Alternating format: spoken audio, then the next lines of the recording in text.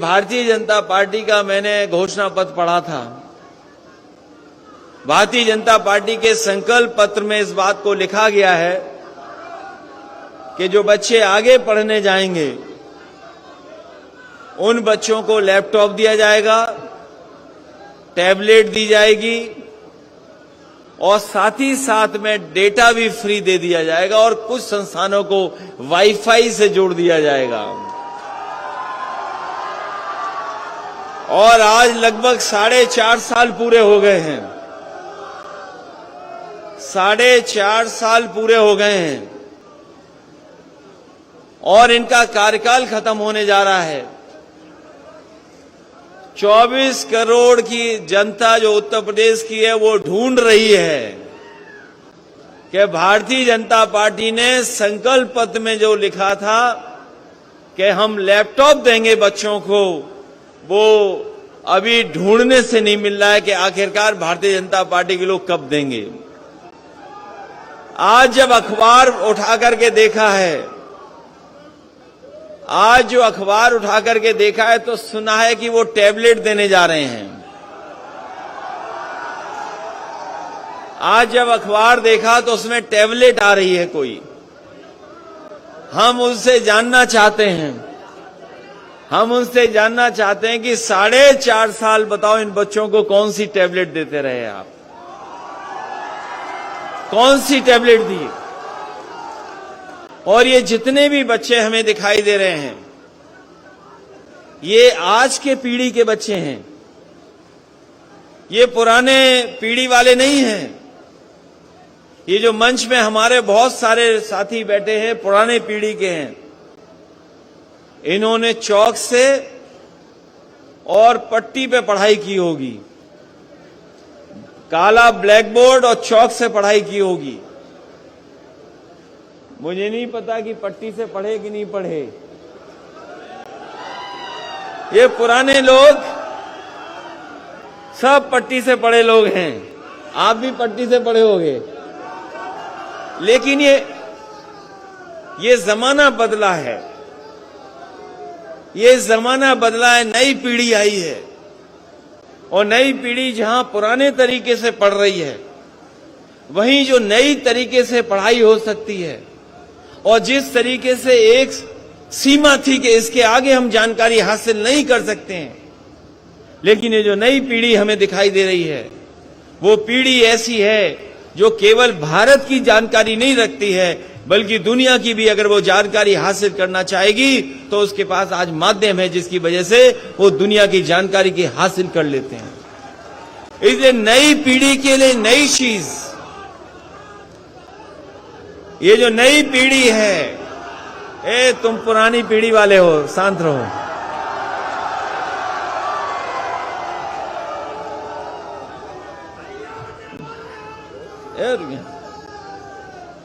तो जो पुरानी पीढ़ी थी, पुरानी तरीके से पढ़ाई करती थी, बुजुर्ग हमारे पीछे बैठे होंगे। लेकिन आज का समय बदल गया और मुझे खुशी है इस बात की कि जिस समय समाजवादी सरकार में लैपटॉप बांटे जा रहे थे उस समय हो सकता है कुछ लोग किसी तरीके से सोचते हों, लेकिन मुझे इस बात की खुशी मिली कि जिस भी नई पीढ़ी के हाथ में मैंने लैपटॉप दिया था वो न जाने कितना खुश हो गया था। और मैंने यही कहा ये लैपटॉप हम दे रहे हैं आपको, न केवल ये जानकारी हासिल कर देगा, आपको पढ़ाई में मदद करेगा और अगर कोई बड़ा सपना देखोगे तो उस सपने को पूरा करने के लिए ये लैपटॉप आपकी मदद करने का काम करेगा। और बड़े पैमाने पर लैपटॉप बांटे गए और ये हमारे साथी जो तख्ती लेकर के आए हैं वो जानते होंगे कि किसी गांव में आप चले जाओ तो कहीं ना कहीं कोई एक ऐसा बच्चा मिल जाएगा जिसको समाजवादी सरकार में लैपटॉप मिलने का काम हुआ था। और वो लैपटॉप ऐसे हैं, वो लैपटॉप ऐसे दिए गए थे, वो लैपटॉप ऐसे मिले थे कि अगर आज भी उसको ऑन करोगे आप तो उसमें नेताजी और हम ही लोग दिखाई देते हैं, कोई दूसरा नहीं दिखाई दे रहा है। इसलिए ये जो हमारे बाबा मुख्यमंत्री जी बहुत चिंतित हैं कि कौन आ रहा है। ये जो हमारे बाबा मुख्यमंत्री जी बहुत सोच विचार में पड़ गए हैं कि कौन आ रहा है। मैं उनसे कहना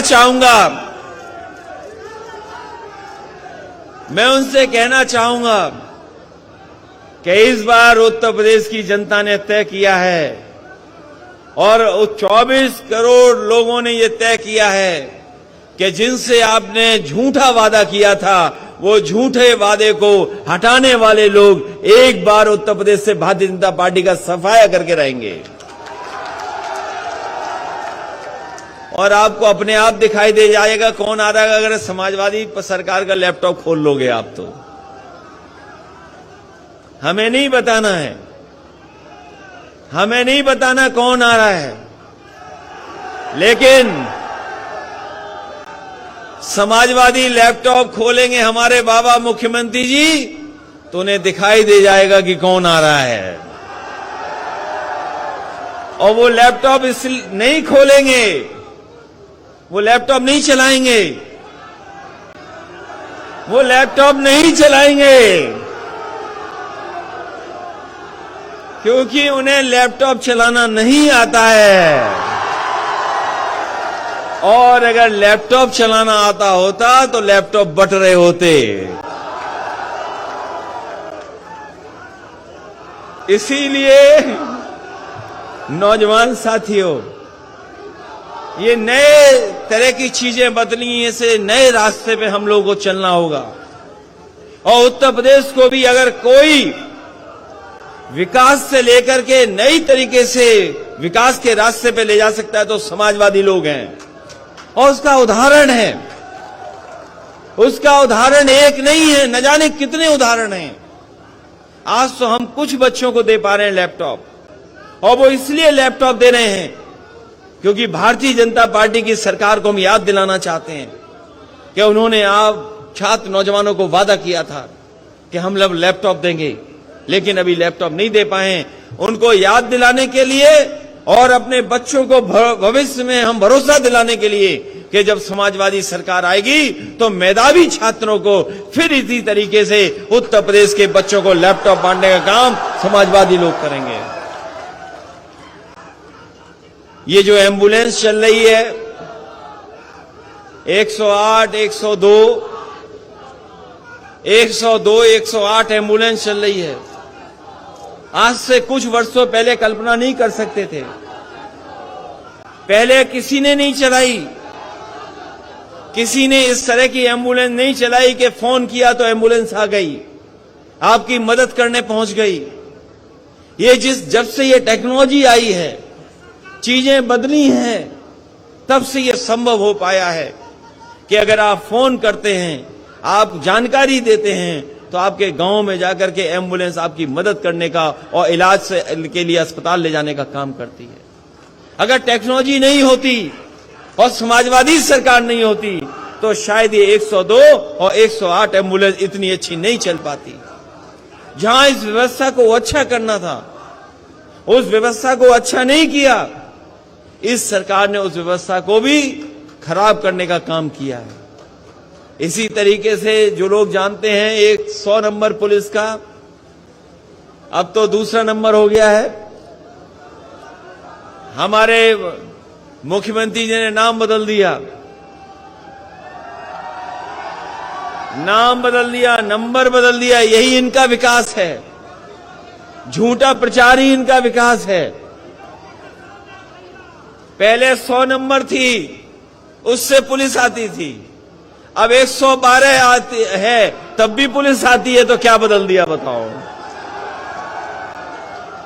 जब 100 नंबर था तब भी पुलिस आती थी बुलाने पर, और अब 112 है तब भी पुलिस आ रही है, तो क्या बदल दिया इन्होंने।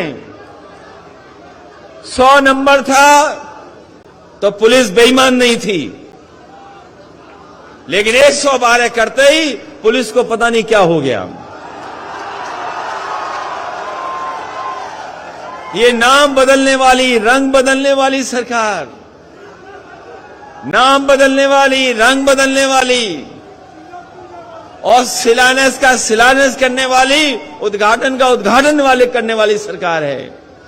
और मैं आजमगढ़ के लोगों से कहूंगा कि लखनऊ मत जाना, जरूरी नहीं जिस नाम से आप जाएं लखनऊ से उसी नाम से वापस आ जाएं। वहां जो बैठे हैं उनका विकासी नाम बदलना है। ये सड़क जो पूर्वांचल एक्सप्रेसवे है, ये जो समाजवादी पूर्वांचल एक्सप्रेसवे है, ये देश की सबसे अच्छी सड़क होती। जिस समय इस सड़क को बनाने का काम मैंने शुरू किया था, मुझे याद है इस सड़क को अच्छा बनाने का फैसला लिया था। और इसलिए अच्छा फैसला लिया था क्योंकि हमारा पूर्वांचल का क्षेत्र गरीब है, यहां बेकारी है, बेरोजगारी है, यहां के लोगों के बीच में अभाव की चीजें हैं। इसलिए जब सड़क बनाने का काम शुरू मैंने किया तो मैंने उस समय के अधिकारियों से कहा कि अगर आगरा लखनऊ सड़क बनी है तो ये जो हमारा पूर्वांचल का इलाका है, जो बलिया तक है, गाजीपुर है, आजमगढ़ है, सुल्तानपुर है, आपका अकबरपुर, अंबेडकर नगर है, इस इलाके को आगरा लखनऊ से अच्छी सड़क बनाने का काम करेंगे। और उस समय बनाने का काम शुरू हुआ, बनाने का काम शुरू हो गया। ये जो बाबा मुख्यमंत्री जी कभी कभी कहते हैं कि हमने 120 मीटर ली थी चौड़ी सड़क जमीन, ये उनका फैसला नहीं है, ये समाजवादी पार्टी का फैसला है कि 120 मीटर चौड़ी जमीन ली जाए। और वो इसलिए ली जाए क्योंकि हम अपने घर से अच्छी सड़क आपके घर की बनाना चाहते थे, उसका डिवाइडर चौड़ा रखना चाहते थे। उसका डिवाइडर चौड़ा होता, अगर मापदंड से काम होता और जिस तरीके से समाजवादी सरकार सड़क बना रही थी तो आपके इस सड़क का डिवाइडर चौड़ा होता, 12 मीटर होता। लेकिन बाबा जी ने कभी सड़क तो बनाई नहीं, हाथ में कुछ और थामा, जिसके कारण 12 मीटर का डिवाइडर छोटा हो गया। पता नहीं क्या किया उन्होंने कि 12 मीटर का छोटा कर दिया डिवाइडर। और ये सड़क, इस सड़क पर मैंने कहा था और मैंने कई बार कहा, जब चुनाव में आया तब भी मैंने कहा कि समाजवादी सरकार रहेगी और समाजवादी सरकार होती तो इस सड़क पर का उद्घाटन वैसे ही होता जैसे उद्घाटन हमने वहां पर आगरा लखनऊ में किया था। हवाई जहाज उतार दिए थे उस पर। ये सरकार उतारे चाहे न उतारे, लेकिन आने वाले समय में समाजवादी सरकार बन रही है, दोबारा हवाई जहाज सड़क पर उतरेंगे, तभी उद्घाटन इस सड़क का होगा। हवाई जहाज उतारने का काम करेंगे। और जो लोग सड़क पे हवाई जहाज उतार दें तो अगर दोबारा आप लोग आशीर्वाद दोगे तो सोचो कितना गरीबों के लिए समाजवादी लोग काम करने का काम करेंगे। ये सड़क खराब कर दी। ये सड़क जितनी अच्छी बननी चाहिए थी नहीं बनाई सरकार ने। इस सड़क पे चलो, ये जो सीमेंट वाली सड़क है, जो अगर तेज चलोगे तो पेट दर्द हो जाएगा, अगर और तेज चलोगे तो थोड़े बहुत पढ़े लिखे छात्र नौजवान हैं, आपके कमर दर्द हो जाएगा। और जो हमारे बाबा मुख्यमंत्री जी ने पूर्वांचल एक्सप्रेस वे खराब किया है, अगर आप तेज चले तो हो सकता है पेट भी दर्द हो, कमर भी खराब हो जाए। इस सड़क की क्वालिटी खराब कर दी। इस सड़क को अच्छा बनना था और केवल इसलिए कि हम सस्ती बना रहे हैं, सस्ती बना रहे हैं। मुझे याद है आपके लोग मंत्री थे, आदरणीय बलराम जी मंत्री थे, दुर्गा जी मंत्री थे, और लोग भी सरकार में थे। इसका शिलान्यास हुआ था वहां पर विधानसभा के सामने। और जब शिलान्यास किया था तब देश की सबसे बेहतरीन कंपनियां काम करने जा रही थीं, जो देश की सबसे अच्छी कंपनियां हैं, जो देश के सबसे बड़े काम किए हैं, जिस कंपनी ने सरदार पटेल जी की प्रतिमा लगाई है वो कंपनी काम करती यहां पर। लेकिन बाबा जी को पता नहीं क्या समझ में आया अपने ठेकेदारों में, उस कंपनी को भगा दिया, अपने लोग बुला लिए। ये उनके अपने लोग हैं, इसीलिए सड़क अच्छी नहीं बनी है। बताओ इससे अच्छी सड़क कहीं हो तो बता दो आप, अगर कहीं देखी हो सड़क इससे अच्छी। और ये सड़क इसलिए बनी, इसके किनारे हमारे किसानों के लिए मंडी बनती, मंडी में ऐसी व्यवस्था करते कि आपके खेत में जो पैदा होता है उसकी सही कीमत मिलने का काम होता वहां पर। और हमें कारोबार के लिए अगर जमीन देनी पड़ती तो हम अपने आजमगढ़ और पूर्वांचल के लोगों को कह करके जा रहे हैं। जब समाजवादी सरकार थी, उत्तर प्रदेश में जगह जगह अमूल, मदर डेयरी या सरकार के प्लांट दूध वाले लगे थे, डेयरी के चीजों को बढ़ाने का काम किया था। समाजवादी सरकार बनी तो चाहे आजमगढ़ हो, पूर्वांचल हो, जहां मंडी है और दूध को अच्छी डेयरी बनाने का इंतजाम भी समाजवादी लोग करेंगे, जिससे हमारे किसानों के भला हो, किसानों का लाभ हो। अगर खेती में सही कीमत मिल जाए, अगर जो हमारे दूध पैदा करने वाले किसान अगर कुछ उनको जानवर रख करके अपने घर परिवार की आर्थिक स्थिति ठीक कर सकें और कोई ऐसी डेयरी खुल जाए जो उसी दिन पैसा दे दे उन्हें, तो उस तरह का इंतजाम आने वाले समय में समाजवादी लोग करके दिखाएंगे, जिससे हमारे गरीब किसानों को भला हो जाए, उनको लाभ पहुंच जाए। जहां तक सवाल महंगाई का है, जो लोग मोटरसाइकिल चलाते होंगे वो जानते होंगे मोटरसाइकिल में कितने का पड़ रहा है पेट्रोल, डीजल कहां पहुंच रहा है। पेट्रोल 100 से पार हो गया कि नहीं हो गया?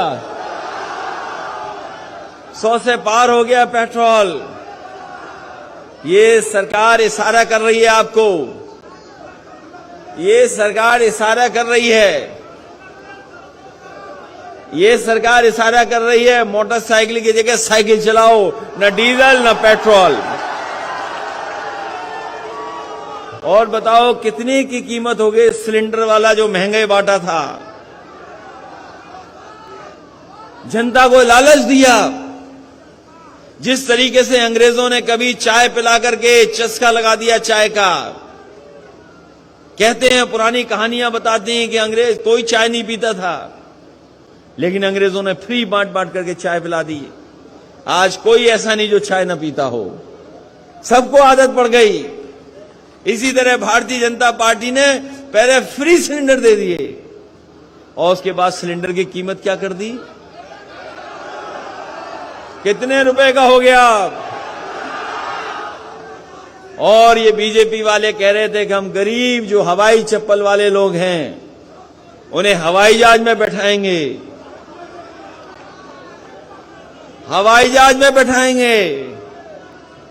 और अब तो वो हवाई जहाज भी चले गए और एयरपोर्ट भी बिक गए और हवाई चप्पल वालों की मोटरसाइकिल भी नहीं चलेगी, ऐसा इंतजाम कर दिया भारतीय जनता पार्टी के लोगों ने।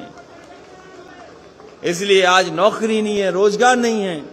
और जो किसान हमारे हक मांगने निकले थे, जो किसान अपने अधिकारों के लिए लड़ने निकले थे, बताओ भारतीय जनता पार्टी ने उन पर गाड़ी चढ़ा दी कि नहीं चढ़ा दी?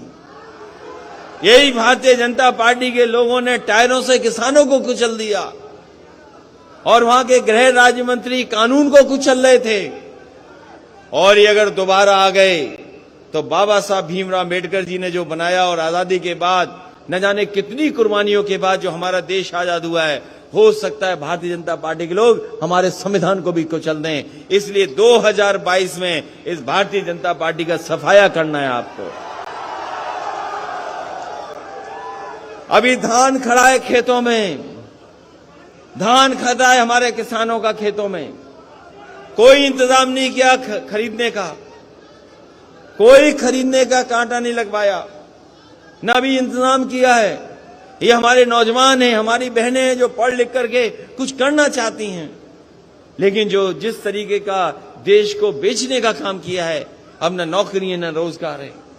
इस सरकार की जो गलत नीतियां हैं, उससे हमारे नौजवानों के सपने पूरे नहीं हो सकते। ये दुनिया में कहीं इतनी बेरोजगारी नहीं है, दुनिया में इतनी कहीं गरीबी नहीं है। जो देश हमारे बराबर आजाद हुए न जाने कहां से कहां पहुंच गए हैं, और हम देखो कहां के कहां रह गए। इसलिए सोचना होगा कि कौन लोग सरकार बनाएं, कौन लोग सत्ता में आए। आजादी के बाद जिस तरीके से देश की खुशहाली और तरक्की के रास्ते पे जाना चाहिए था, नहीं गया। और भारतीय जनता पार्टी के लोग अब तो जो चीजें उनको भी बेच रहे हैं। जब सब चीजें बिक जाएंगी तो बताओ हमारे आपके लिए क्या बचेगा। जो लोग इतिहास के स्टूडेंट होंगे, जिन्होंने आजादी की लड़ाई पढ़ी होगी, वो पढ़े दोबारा। याद कीजिए, एक कंपनी आई थी भारत में, ईस्ट इंडिया कंपनी आई थी कारोबार करने के लिए। काली मिर्च का कारोबार, कपड़ों का कारोबार, कुछ और चीजों का कारोबार कर रही थी। पता नहीं कौन सा कानून अंग्रेजों ने पास किया और वही ईस्ट इंडिया कंपनी सरकार बन गई। और सरकार बनने के बाद सोचो कितने साल लगे हमें अंग्रेजों से आजादी पाने में। न जाने कितने लोगों ने जान निछावर कर दी, न जाने कितने लोग शहीद हो गए, तब जाकर के ईस्ट इंडिया कंपनी और ब्रिटिश हुकूमत से हमें आजादी मिली। सोचो, अगर एक कानून से कंपनी सरकार बन सकती है, तो भारतीय जनता पार्टी में जो कानून पास हो रहे हैं, धीमे धीमे सब कुछ कंपनियों को दिया जा रहा है। और हो सकता है कि एक दिन ऐसा आए कि सरकार भी कंपनी चलाए, सरकार हमारे आपके हाथ में नहीं बचेगी। जब एक कानून, केवल एक कानून जो ब्रिटेन में पास हुआ, उससे कंपनी सरकार बन गई, और जो अब कानून पास हो रहे हैं, हो सकता है सरकार कंपनी बन जाए। और जब कंपनी बन जाएगी तो सोचो लोकतंत्र में हमारे आपके अधिकार का क्या होगा। इसलिए आपको ये सोच समझ करके फैसला लेना है। हालांकि आजमगढ़ ये समाजवादी लोगों का गढ़ है। ये जो इस बार ऐसा कुछ होगा जो बीजेपी नहीं पता कर पाएगी।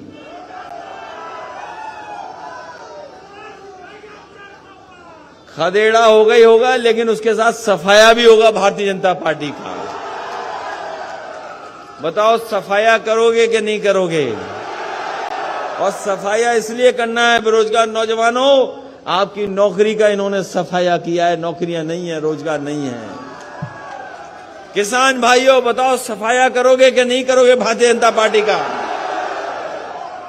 आपकी फसल चौपट हो रही, बाढ़ से नष्ट हो रही, बाढ़ से नुकसान हो गया, बाढ़ से बर्बाद है, नदी की कटान से बर्बाद हो रहे हैं, नौकरी रोजगार है नहीं। क्या सपने देखें नौजवान, क्या नौजवान सपने देखें? और जब तक नौजवान हमारा नहीं सपने देखेगा, तब तक हमारा देश तरक्की नहीं कर सकता, ना खुशहाल हो सकता है। इसलिए इनको रोजगार, नौकरी और अच्छी शिक्षा चाहिए। इसलिए हम एक बार फिर अपने लैपटॉप पाने वाले बच्चों को बधाई देना चाहते हैं। इसलिए बधाई देना चाहते हैं क्योंकि लैपटॉप, ये जो कंप्यूटर मिल रहा है, ये आपको जीवन में आगे बढ़ने का मौका देगा, आपको पढ़ाई करने में मदद करेगा। और अगर कुछ जानकारी हासिल करने चाहोगे, न केवल अपनी दुनिया की और जगह की, अपने विषय की, सब्जेक्ट की, सब जानकारी आपको हासिल होगी। और अब तो चीजें कैसे बदल रही हैं, हम मोबाइल से ही अपना सामान मंगा ले रहे हैं। जो कंपनी मोबाइल से सामान दे रही, तो सोचो दुनिया की सबसे बड़ी कंपनी है कि नहीं है? बताओ। और हो सकता है आजमगढ़ में ऐसा भी हो कि मोबाइल से आप अपना खाना भी मंगा लो। क्या आजमगढ़ शहर में है कि नहीं है? बताओ। तो चीजें कितनी बदल रही हैं। और ये जितने हमारे नौजवान हैं, ये पत्रकार तो हैं ही हैं, लेकिन हमारे नौजवान भी ऐसे हैं, इनके हाथ में स्मार्टफोन है, ये चाहे तो जब चाहे तब लाइव कर दें, जब चाहे तब लाइव कर दें। जहां हमारे नौजवान हैं, जहां हमारे नौजवान हैं, जहां पैंट पहनने लगे, जीन्स पहनने लगे। आज से 30 साल पहले, 40 साल पहले वाला नौजवान पजामा या धोती पहनता था। अब ये नौजवान हमारा पैंट पहन रहा है, जीन्स पहन रहा है और जीन्स की जेब में एक स्मार्टफोन लिए घूम रहा है। ये नौजवान अलग है। इसलिए कैसी नौकरी चाहिए हो, कैसी पढ़ाई हो, कौन सी कंपनियां हैं। मुझे खुशी है इस बात की कि सरकार बनने के बाद शिव नाडर जो देश के बड़े उद्योगपति हैं, जो कंप्यूटर के क्षेत्र में बड़ा काम करते हैं, बड़ा कारोबार है उनका, सबसे पहले उत्तर प्रदेश में लखनऊ में सबसे बड़ा उनका इंस्टीट्यूशन खोलने का काम समाजवादी लोगों ने किया था। वहां खुल गया और तमाम नए नए काम हुए। हमारी पार्टी के घोषणा पत्र में नहीं था मेट्रो, लेकिन मेट्रो खोली, चली वहां पर। मेट्रो केवल शहर की जरूर है, लेकिन उसमें नौकरी पाने वाले लोग गांव के भी हैं, यहीं आसपास के लोग हैं। मुझे याद है जिस समय लखनऊ की मेट्रो चल रही थी, उस समय मेट्रो चलाने वाली जो लड़कियां दोनों थीं, वो आपके गोरखपुर और देवरिया की थी, जिन्होंने पहली बार मेट्रो लखनऊ में चलाने का काम किया था। इसलिए ये नौजवान सपने देखना चाहती हैं, छात्र छात्राएं सपने देख करके आगे बढ़ना चाहती हैं। अगर मेहनत करेंगे, अगर अच्छी शिक्षा मिलेगी और अगर कंप्यूटर और लैपटॉप का साथ मिल जाएगा, तो हो सकता है अपने आप ये मेहनत कर करके उन सपनों को पूरा कर सकें। इसलिए समाजवादी लोग लैपटॉप दे करके इनको सपने पूरे हों, उस दिशा में ले जाने का काम करें। इसलिए सभी मेधावी छात्रों को बहुत बहुत बधाई देता हूं, शुभकामनाएं देता हूं, इस भरोसे के साथ, इस उम्मीद के साथ कि आने वाले समय में जब चुनाव होगा, आने वाले समय में जब प्रदेश के भविष्य के फैसले के लिए वोट पड़ेंगे, तो आप लोग उन्हीं को मदद करेंगे जिन्होंने उत्तर प्रदेश को नई दिशा में ले जाने का काम किया है, नए नए काम जिन्होंने करने का काम किया है। इसलिए मैं बधाई देता हूं इन छात्र छात्राओं को। और इन्होंने देखा होगा कि कोविड के समय पर, कोरोना की बीमारी के समय पर न जाने कितना जिनके पास लैपटॉप था काम आया, और जिन गरीब बच्चों के पास लैपटॉप नहीं था, वो अपने मोबाइल से ही पढ़ रहे थे, मोबाइल से ही पढ़ाई कर रहे थे। जब टेक्नोलॉजी बदली है, चीजें बदली हैं, तो सरकारों को भी काम करने का तरीका बदलना पड़ेगा। इसलिए समाजवादी लोग उत्तर प्रदेश को आगे ले जाना चाहते हैं, आगे बढ़ाना चाहते हैं, इसीलिए लैपटॉप बांटने का काम कर रहे हैं। और भारतीय जनता पार्टी को याद दिला रहे हैं कि आपने न केवल उत्तर प्रदेश की जनता से झूठ बोला है, बल्कि आने वाली पीढ़ी जो उत्तर प्रदेश को संभालती, उसको भी आप झूठ बोलने का काम किया है। और ये कह सकते हैं आज हम कि सबसे बड़ी झूठी पार्टी अगर कोई है तो भारतीय जनता पार्टी है। उनसे बड़ा झूठ, उनसे ज्यादा झूठ कोई नहीं बोल सकता। कोई बोल सकता है उनसे ज्यादा झूठ। इसलिए महंगाई के खिलाफ और बेरोजगारी के खिलाफ और हमारे किसानों के साथ जो धोखा हुआ, अन्याय हुआ है, जो हमारे अल्पसंख्यक साथियों के साथ जो अपमान हुआ है, उन सब का इस बार 22 में आपको हिसाब किताब लेना है। इन्हीं शब्दों के साथ एक बार फिर मैं श्री दुर्गा जी इंटर कॉलेज और उनके प्रबंधक, दुर्गा जी इंटर कॉलेज के पूरे प्रबंधक और परिवार को मैं धन्यवाद देना चाहता हूं कि उन्होंने मौका दिया अपने स्कूल के कैंपस में हमें लैपटॉप वितरण कराने के लिए। और बच्चों को भी धन्यवाद देना है जो छात्र छात्राएं आई हैं। अगर ये लोग नहीं आए होते तो शायद इनका सम्मान कम होता। इनका सम्मान बढ़ाने के लिए जो आप लोग आए, मैं आप सभी का बहुत बहुत धन्यवाद देता हूं, बहुत बहुत बधाई देता हूं। और ये हमारे अटेवा के लोगों, तुम्हारी पेंशन किसने छीनी? तुम्हारी पेंशन किसने छीनी? नाम बताओ पहले। बीजेपी ने? तुम्हारी किसने छीनी थी ये पेंशन वाला मामला? बीजेपी ने कि नहीं? बीजेपी ने। अरे भाई ये, हाँ ये सही बोल रहे, बीजेपी ने छीनी थी। इसलिए छात्र छात्राओं की नौकरी का इंतजाम कैसे हो? बीएड, बीटीसी, शिक्षा मित्र और बीपीएड वाले तमाम हमारे लोग हैं। एक लोग ले लो, इनसे ज्ञापन ले लो एक लोगों से। इसलिए समाजवादियों की मदद करिए जिससे आपके कुछ समस्या का समाधान हो सके। आप ज्ञापन दे देना, आपकी समस्या का समाधान हो सके। मेरा निवेदन है सभी लोगों से, ये जो तख्ती लेकर के आए हैं, अभी लैपटॉप बट रहा है, उसके बाद पार्टी का गाना होगा। अभी लैपटॉप बटने दीजिए। मैं आप सबका बहुत बहुत धन्यवाद देता हूं। बहुत सारे नाम छूट गए। ये राकेश यादव का नाम कैसे छूट गया? अरे एमएलसी हमारे इतने वजनदार हैं भाई, इनका नाम नहीं छूटना चाहिए। कमला प्रसाद यादव जी, अभय नारायण जी, और जिनका नाम छूट गया वो समाजवादी पार्टी के नामों में अपने आप को शामिल कर लें। सभी समाजवादी पार्टी के नेता जो मंच पर हैं और जो बहुत सारे अच्छे कार्यकर्ता नेता हमारे मंच पर नहीं आ पाए, जिन्हें हम देख रहे हैं, प्रधान हैं, जिम्मेदार साथी हैं, दूसरी जगह से भी आए हैं, उन सबको मैं बहुत बहुत धन्यवाद देता हूं। और ये अटेवा वालों को कहूंगा कि संघर्ष करते रहिए। धन्यवाद दीजिए। उधर देखो। अच्छा, चलिए, धन्यवाद। मैं समझ गया। ये बीजेपी ने समस्याओं का प्रदेश बना दिया है, समस्याओं का प्रदेश बना दिया है। हम मिलेंगे। हो गया। वो दे देंगे, हम दे देंगे। ले लो। मैं अध्यक्ष जी से कहूंगा कि बाद में धन्यवाद दे देंगे।